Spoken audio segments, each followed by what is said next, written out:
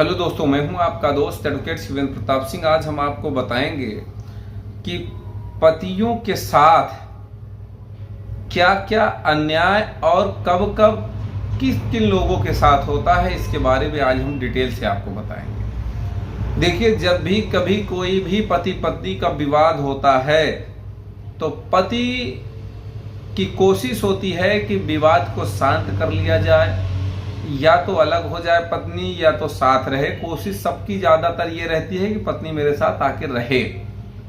Section 9 file करता है सबसे पहला काम पति।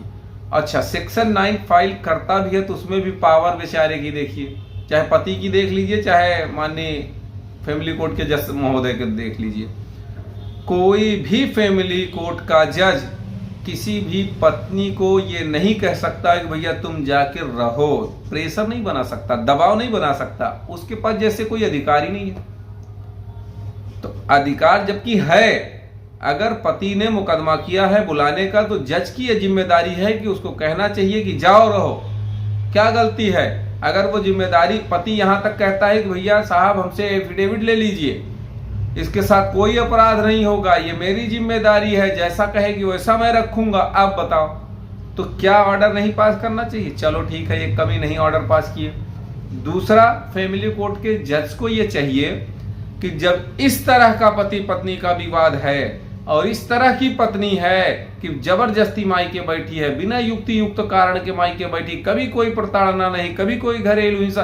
देखिए, सिर्फ और सिर्फ अपराधों के बारे में लिखा देना ही अपराध नहीं होता है कि झूठा मूठा आरोप लगा दिया बस हो गया, तुम्हारा काम बन गया, ऐसा नहीं है। जब बिना युक्ति युक्त कारण के बैठी है तो फैमिली कोर्ट के माननीय जजों पर यह निर्भर करता है कि उनको मेंटेनेंस अलाउ न करो, चलने दो मुकदमा, थक जाएगी मुकदमा लड़ते लड़ते, एक दिन बंद कर देगी मुकदमा लड़ने, गारंटी है।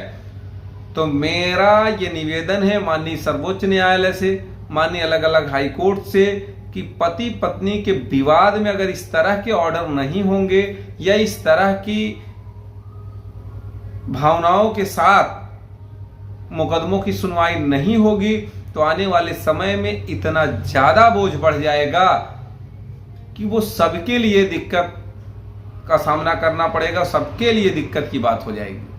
अब कहने का मतलब ये कि फिर भी मेंटेनेंस अलाउ कर देता, आंख बंद करके मेंटेनेंस अलाउ हो रहे हैं, यानी कि मेंटेनेंस को ही अगर रोक दिया जाए, मेंटेनेंस आप दीजिए, खूब दीजिए, लेकिन अगर थोड़ा सा भी गलती पति की लगती है तो तुरंत देना चाहिए। ऐसा नहीं कि सब केसों में पति की गलती नहीं है या सब केसों में पत्नी की ही गलती है, ऐसा नहीं है। बिल्कुल 100% बात कोई नहीं, पत्नी की भी गलती होती है, पति की भी गलती होती है, लेकिन मैक्सिमम केस फर्जी है, ये मैं नहीं कह रहा हूं, माननीय सर्वोच्च न्यायालय अपने अलग अलग जजमेंट्स में कहा है ये बात। तो कहने का मतलब, जब जानते हुए भी कि ज्यादातर केस फर्जी हो रहे हैं तो ये सब चीजें, ये सब व्यवस्थाएं बिल्कुल धीमी गति कर देनी चाहिए, रोक के रखनी चाहिए। तीसरी इंपॉर्टेंट बात, पति के खिलाफ जब पत्नी कोई कृत्य करती है, जबरदस्ती करती है, अपराध करती है, टॉर्चर करती है, परेशान करती है या किसी और के साथ अवैध संबंध रखती है, पति जब इस बात को ले जाके थाने पे देता है एप्लीकेशन, तो उसकी एक नहीं सुनी जाती, उसकी कोई मीडिएशन नहीं बुलाया जाता है, या उसकी कोई एफआईआर दर्ज क्यों नहीं की जाती है। यही इसके अपोजिट, अगर पत्नी एफआईआर दर्ज कराने जाए तो कभी नहीं पूछा जाएगा कि किसने दहेज मांगा, तुम्हारे ये कौन रिश्तेदार हैं, इनको कभी देखी हो कि नहीं देखी, कुछ भी नहीं।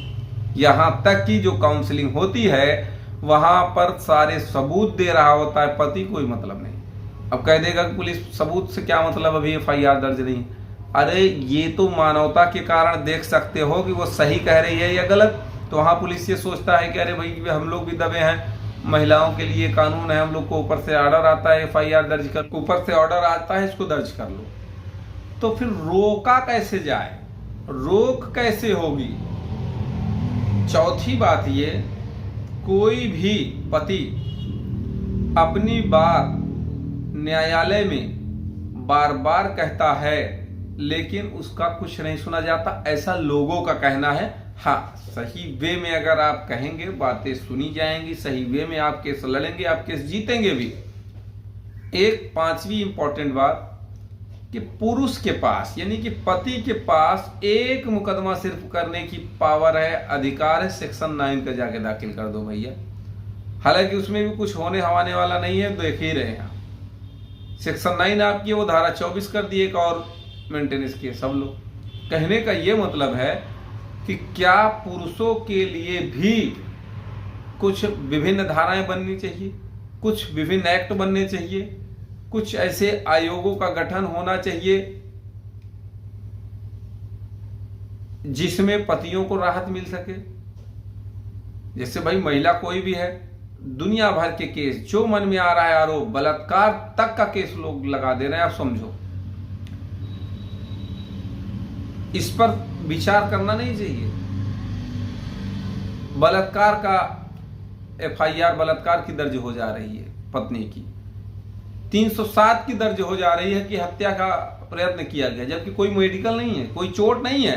बाद में भले 307 काट ही दिया जाए, लेकिन सवाल इस बात का है कि जब आंख बंद करके कोई केस किसी पे दर्ज होने लगेगा तो जाहिर सी बात है कि महिलाओं का भाव क्यों नहीं बढ़ेगा।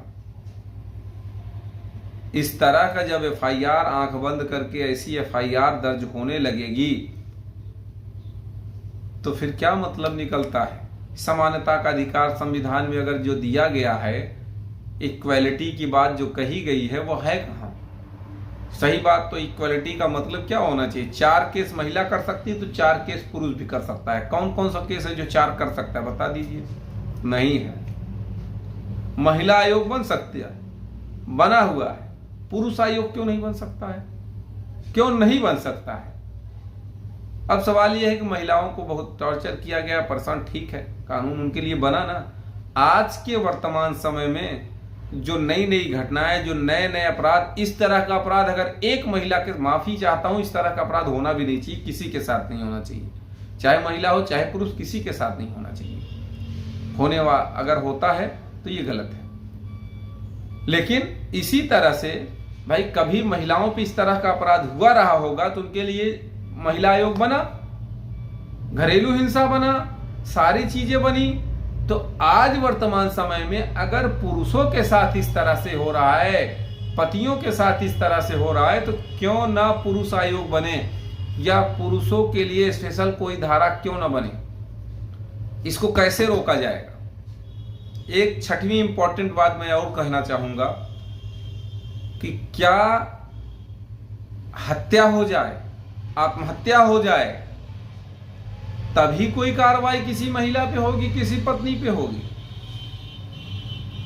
जबकि यही उल्टा, पत्नी झूठा एफआईआर करती है तो आंख बंद करके दर्ज हो जाती है।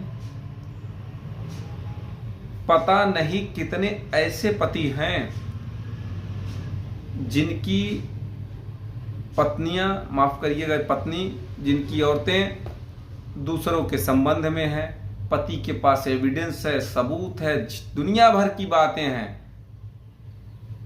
उनकी कोई सुनवाई नहीं। वो मजबूर हैं, 75 केस लड़ रहे हैं, करें क्या बेचारे। एक काम करने जाते हैं, एक पंचायत करने जाते हैं, सीधे चालू हो जाता उन पे केस। अब वो लड़े मरे कि उनके ऊपर केस करें। भाई पहले अपना बचाव करें, पहले शिकंजा कसें। ये हालत है आज के पुरुष की। आपकी क्या राय है, आपकी क्या विचारधारा है, जरूर बताएं कमेंट बॉक्स में। उम्मीद करता हूं, आशा करता हूं आज का यह वीडियो आपको बेहद पसंद आया होगा। अगर वीडियो पसंद आए तो वीडियो को लाइक करें, शेयर करें, YouTube channel CVN high court को जरूर सब्सक्राइब करें।